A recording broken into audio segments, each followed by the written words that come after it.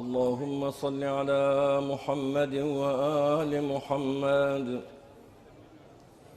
بسم الله الرحمن الرحيم. الحمد لله رب العالمين، وصلى الله على سيدنا محمد نبيه وآله وسلم تسليما كثيرا. اللهم لك الحمد على ما جرى به قضاؤك في أوليائك الذين استخلصتهم لنفسك ودينك، إذ اخترت لهم جزيل ما عندك من النعيم المقيم الذي لا زوال له ولا اضمحلال، بعد أن شرطت عليهم الزهد في درجات هذه الدنيا الدنية وزخرفها وزبرجها، فشرطوا لك ذلك وعلمت منهم الوفاء به، فقبلتهم وقربتهم وقدمت لهم الذكر العلي والثناء الجلي، وأهبطت عليهم ملائكتك وكرمتهم بوحيك ورفدتهم بعلمك وجعلتهم الذريعة إليك والوسيلة إلى رضوانك، فبعض أسكنته جنتك فبعض أسكنته جنتك إلى أن أخرجته منها، وبعض حملته في فلكك ونجيته ومن آمن معه من الهلكة برحمتك، وبعض اتخذته لنفسك خليلا وسألك لسان صدق في الآخرين فأجبته وجعلت ذلك عليا، وبعض كلمته من شجرة تكليما وجعلت له من أخيه ردءا ووزيرا، وبعض أولدته من غير آب وآتيته البينات وأيدته بروح القدس، وكل شرعت له شريعة ونهجت له منهاجا وتخيرت له أوصياء مستحفظا بعد مستحفظ من مدة إلى مدة إقامة لدينك وحجة على عبادك، ولئلا يزول الحق عن مقره ويغلب الباطل على أهله، ولا يقول أحد لولا أرسلت إلينا رسولا منذرا وأقمت لنا علما هاديا فنتبع آياتك من قبل أن نذل ونخزى، إلى أن انتهيت بالأمر إلى حبيبك ونجيبك محمد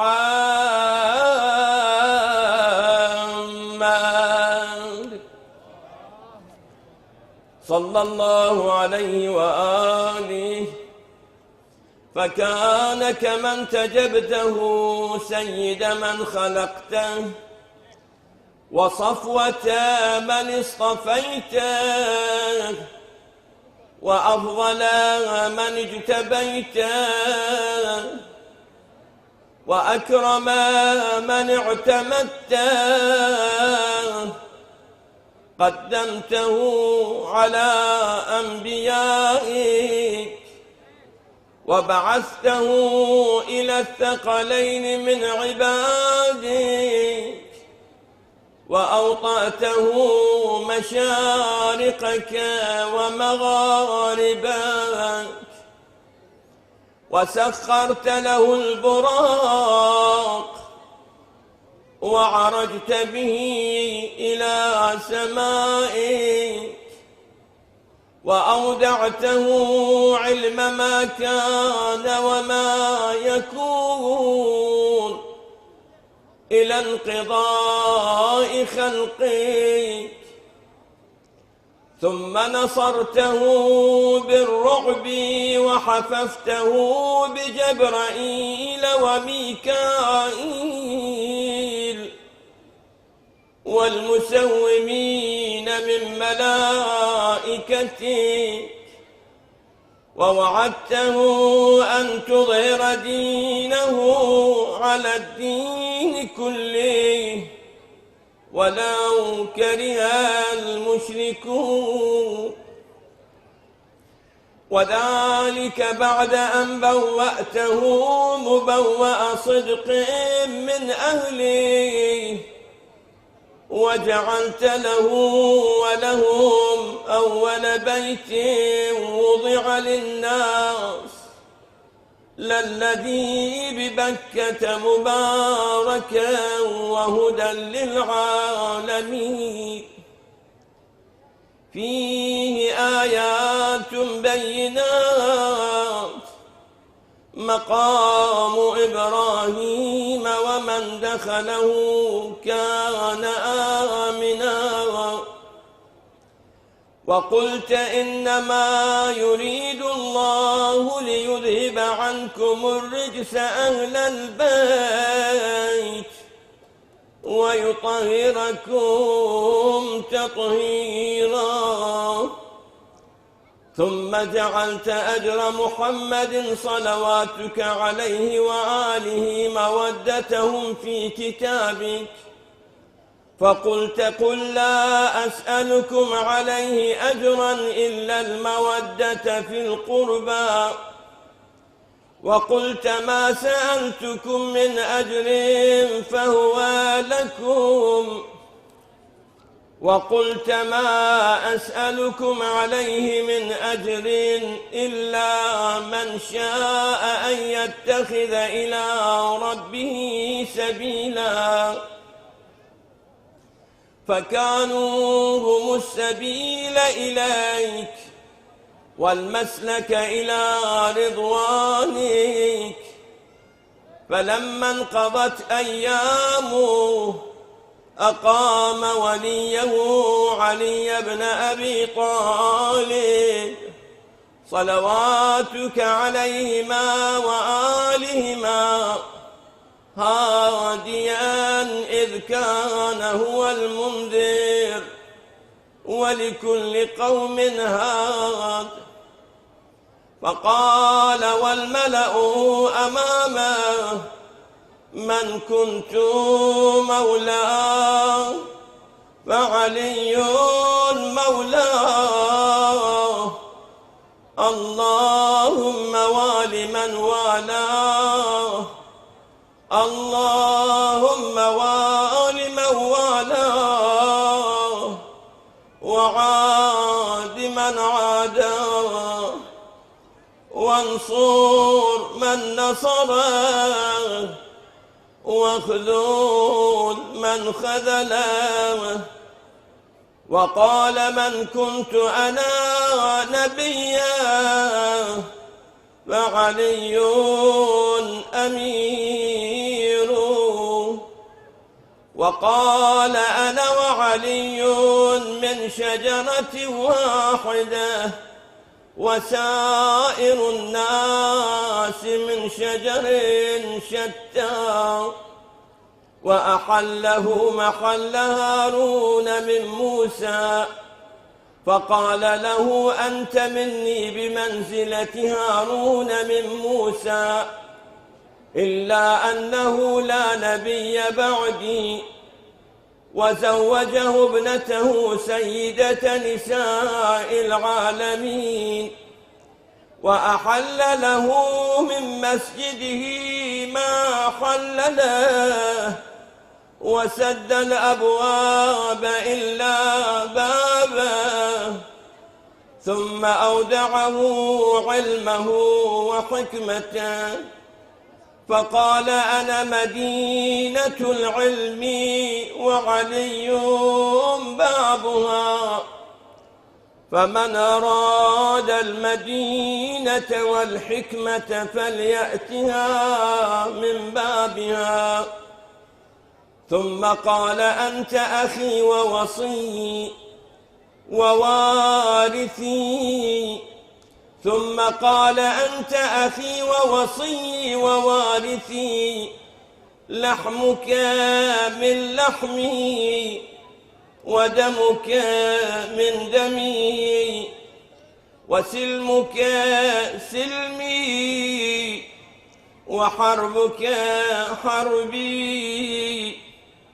والإيمان مخالط لحمك ودمك كما خالط لحمي ودمي.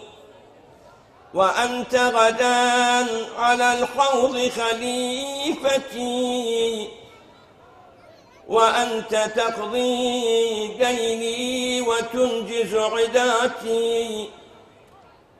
وشيعتك على منابر من نور مبيضة وجوههم حولي في الجنة وهم جيراني. ولولا أنت يا علي لم يعرف المؤمنون بعدي. وكان بعده هدى من الضلال ونورا من العمى وحبل الله المتين وصراطه المستقيم. لا يسبق بقرابة في رحم ولا بسابقة في دين ولا يلحق في منقبة من مناقبه يحذو حذو الرسول صلى الله عليهما وآلهما. ويقاتل على التأويل ولا تأخذه في الله لومة لائم. قد وتر فيه صناديد العرب قد وتر فيه صناديد العرب وقتل أبطالهم وناوش ذؤبانهم.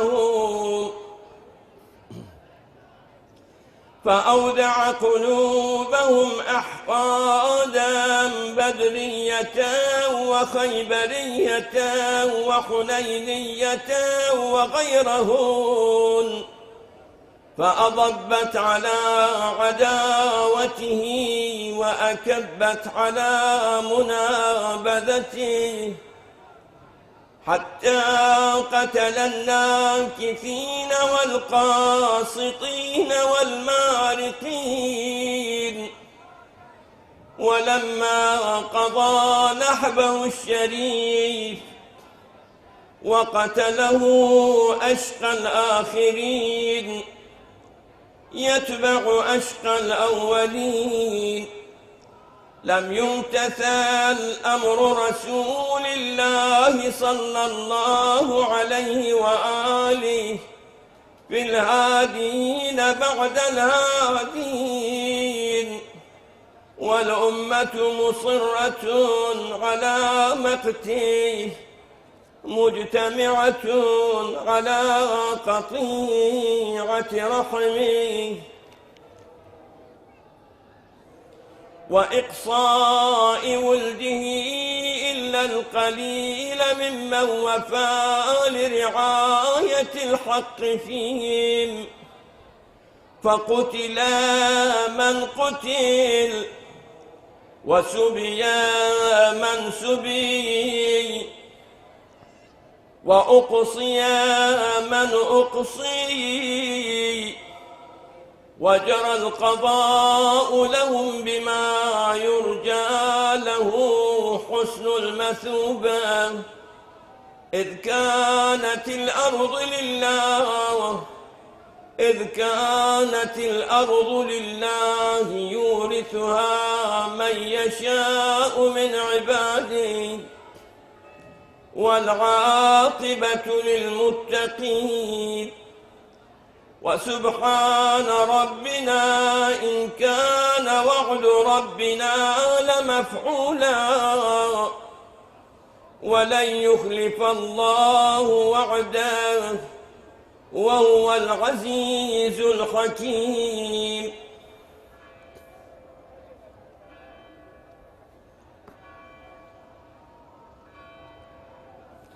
فعلى الأطائب من أهل بيت محمد وعلي صلى الله عليهما وآلهما فليبكي الباكون، وإياهم فليندب النادمون،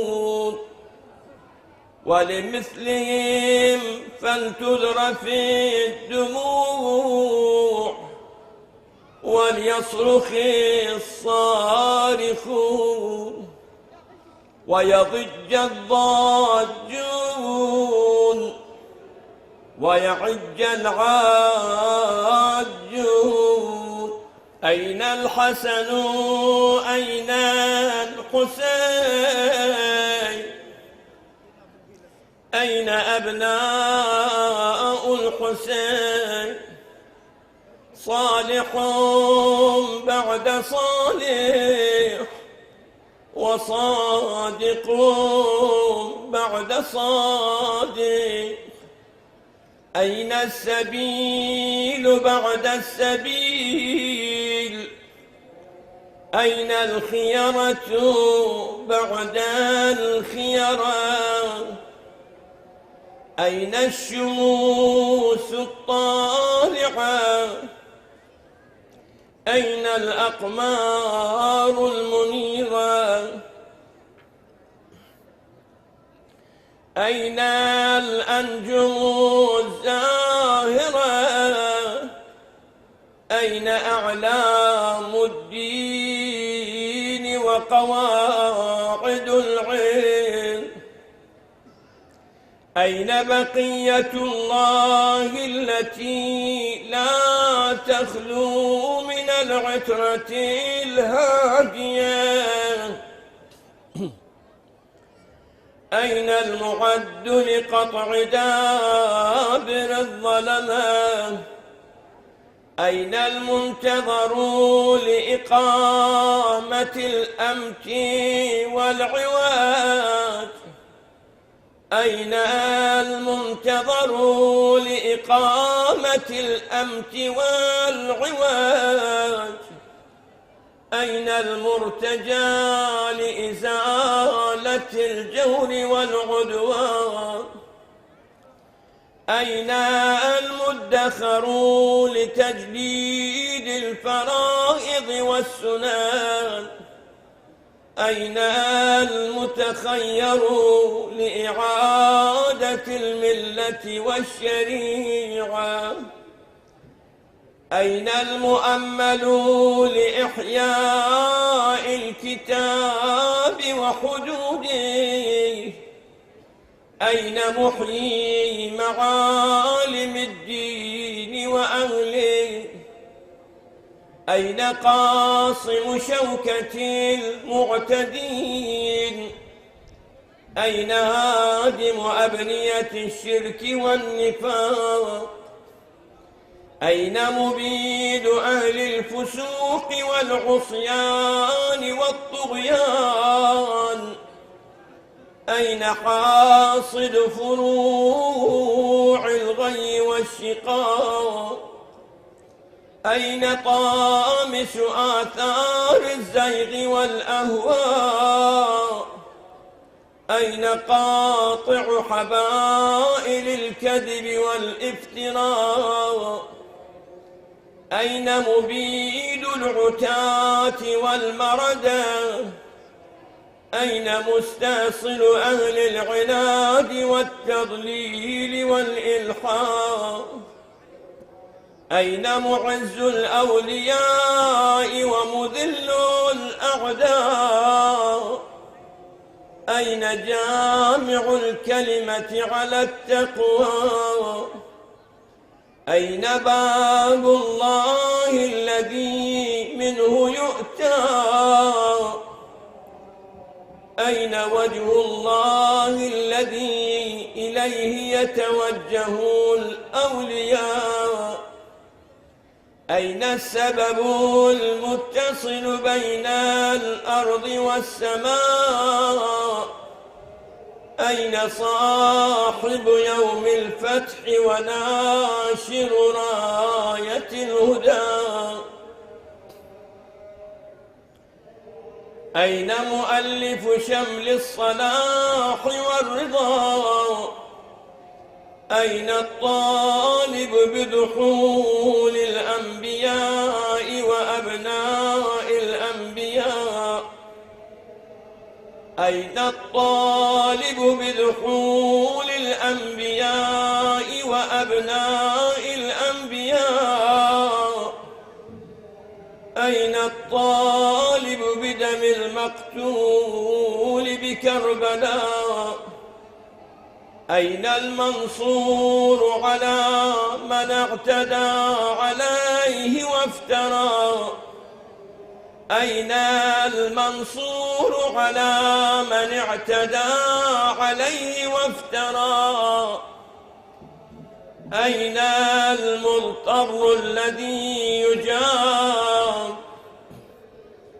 أين المضطر الذي يجاب إذا دعا؟ أين صدر الخلائق ذو البر والتقوى؟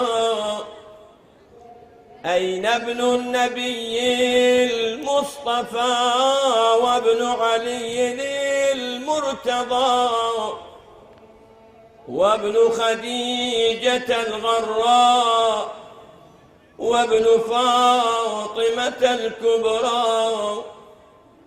بأبي أنت وأمي ونفسي لك الوقاء والحماء، يا ابن السادة المقربين، يا ابن النجباء الأكرمين، يا ابن الهداة المهديين، يا ابن الخيرة المهذبين، يا ابن الغطارفة الأنجبين، يا ابن الأطائب المطهرين، يا ابن الخضارمة المنتجبين، يا ابن القماقمة الأكرمين، يا ابن البدور المنيرة، يا ابن السرج المضيئة، يا ابن الشهب الثاقبة، يا ابن الأنجم الزاهرة، يا ابن السبل الواضحة، يا ابن الأعلام اللائحة، يا ابن العلوم الكاملة، يا ابن السنن المشهورة، يا ابن المعالم المأثورة،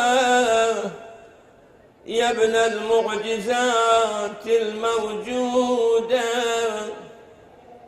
يا ابن الدلائل المشهودة، يا ابن الصراط المستقيم،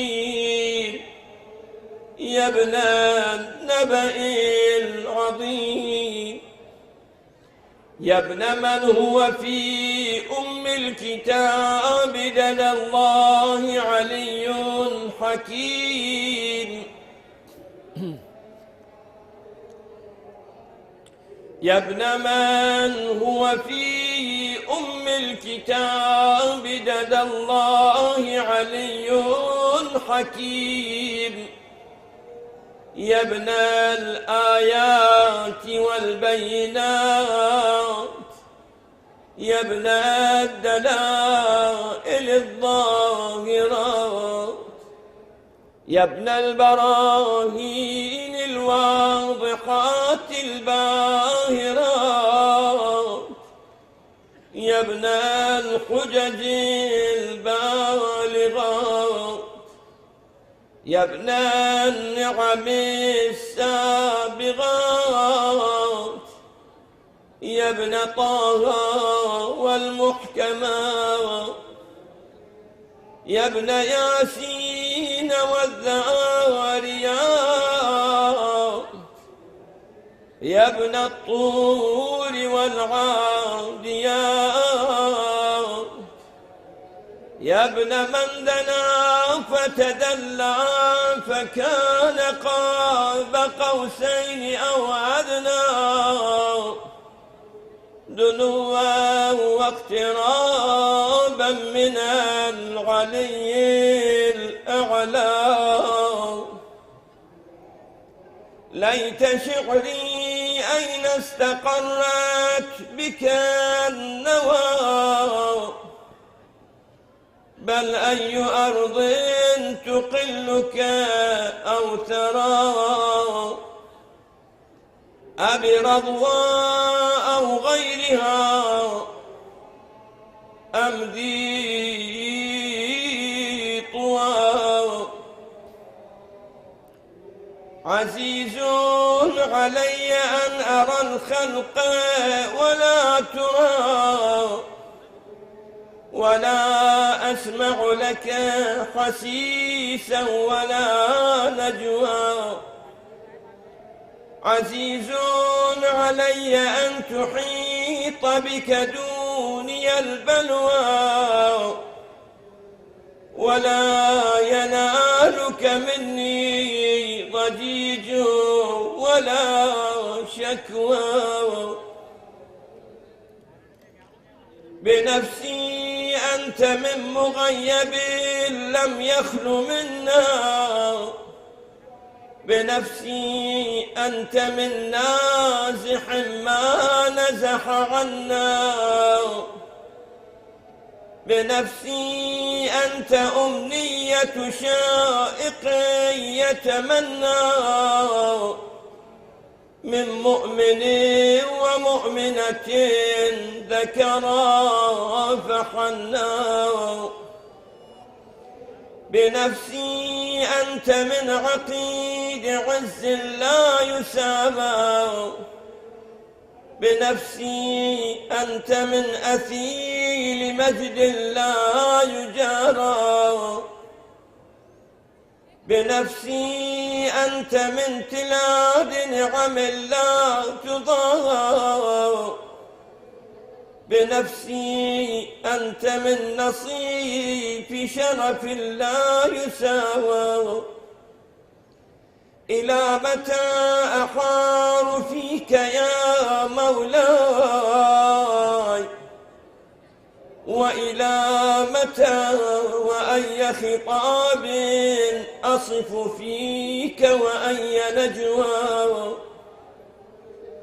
عزيز علي أن أجاب دونك وأناغى، عزيز علي أن أبكيك ويخذلك الورى، عزيز علي أن يجري عليك دونهم ما جرى.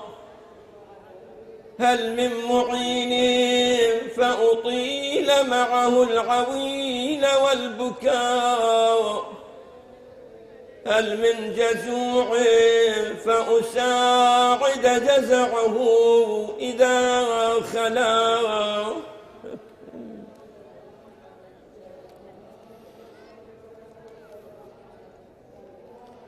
هل قضيت عين فساعدتها عيني على القضاء، هل إليك يا ابن أحمد سبيل فتلقى،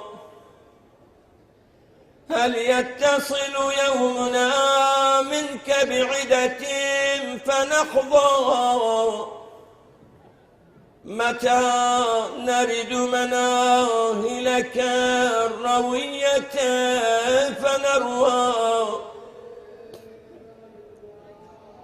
متى ننتفع من غذب مائك فقد طال الصدى، متى نغاديك ونراوحك فنقر عينا، متى ترانا ونراك وقد نشرت لواء الناس، ترى أترانا نخف بك وأنت تؤم الملا، وقد ملأت الأرض عدلا وأذقت أعداءك هوانا وعقابا، ترى أترانا نخف بك وأنت تؤم الملا، وقد ملأت الأرض عدلا وأذقت أعداءك هوانا وعقابا، وأبرت العتاد وجحدت الحق، وقطعت دابر المتكبرين، واجتثثت أصول الظالمين. ونحن نقول الحمد لله رب العالمين. اللهم أنت كشاف الكرب والبلوى، وإليك أستعدي فعندك العدوى، وأنت رب الآخرة والدنيا، فأغث يا غياث المستغيثين عبيدك المبتلى، وأره سيده يا شديد القوى، وأزل عنه به الأسى والجوى، وبرد غليله يا من على العرش استوى ومن إليه الرجعى والمنتهى. اللهم ونحن عبيدك التائقون إلى وليك المذكر بك وبنبيك، خلقته لنا عصمة وملاذا، وأقمته لنا قواما ومعاذا، وجعلته للمؤمنين منا إماما، فبلغه منا تحية وسلاما، وزدنا بذلك يا رب إكراما، واجعل مستقره لنا مستقرا ومقاما، وأتمم نعمتك بتقديمك إياه أمامنا حتى توردنا جنانك ومرافقة الشهداء من خلصائك. اللهم صل على محمد وآل محمد، وصل على محمد جده ورسولك السيد الأكبر، وعلى أبيه السيد الأصغر، وجدته الصديقة الكبرى فاطمة الزهراء بنت محمد، وعلى من اصطفيت من آبائه البررة، وعلي أفضل وأكمل وأتم وأدوم وأكثر وأوفر ما صليت على أحد من أصفيائك وخيرتك من خلقك، وصل عليه صلاة لا غاية لعددها ولا نهاية لمددها ولا نفاد لأمدها.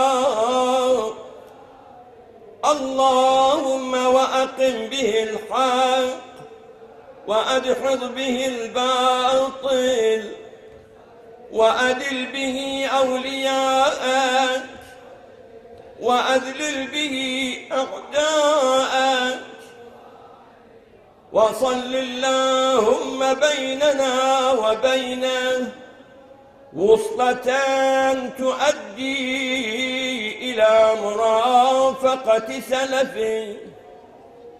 وصل اللهم بيننا وبينه وصلة تؤدي إلى مرافقة سلفه، واجعلنا ممن يأخذ بحجزتهم ويمكث في ظلهم، وأعنا على تأدية حقوقه إليه والاجتهاد في طاعته واجتناب معصيته، وامنن علينا برضاه، وهب لنا رأفته ورحمته ودعاءه وخيرا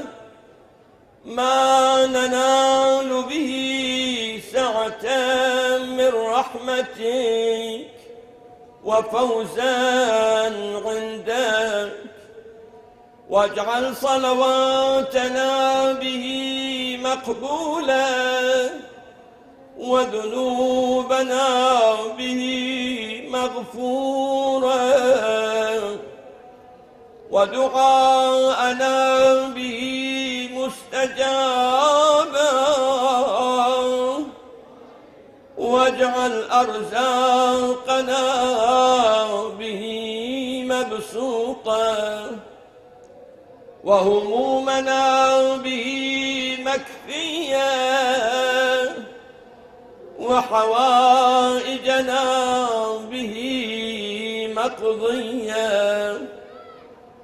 وأقبل إلينا بوجهك الكريم، واقبل تقربنا إليك، وانظر إلينا نظرة رحيمة نستكمل بها الكرامة عندك، ثم لا تصرفها عنا بجودك،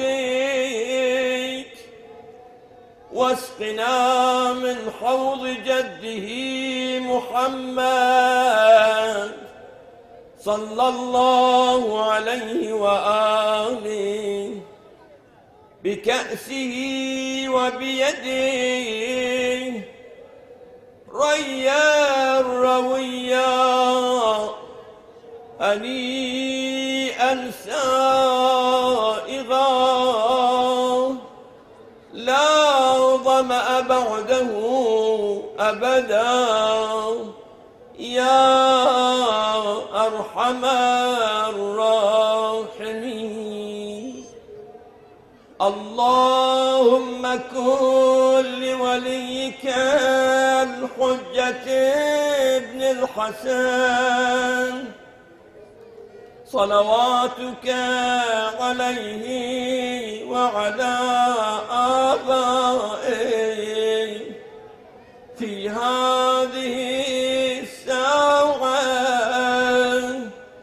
وفي كل ساعة، وليا وحافظا وقائدا وناصرا ودليلا وعينا،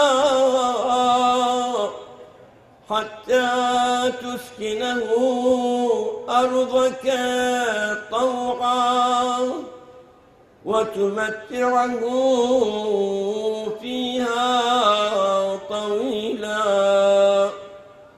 وصلى الله على سيدنا محمد وآله الطيبين الطاهرين.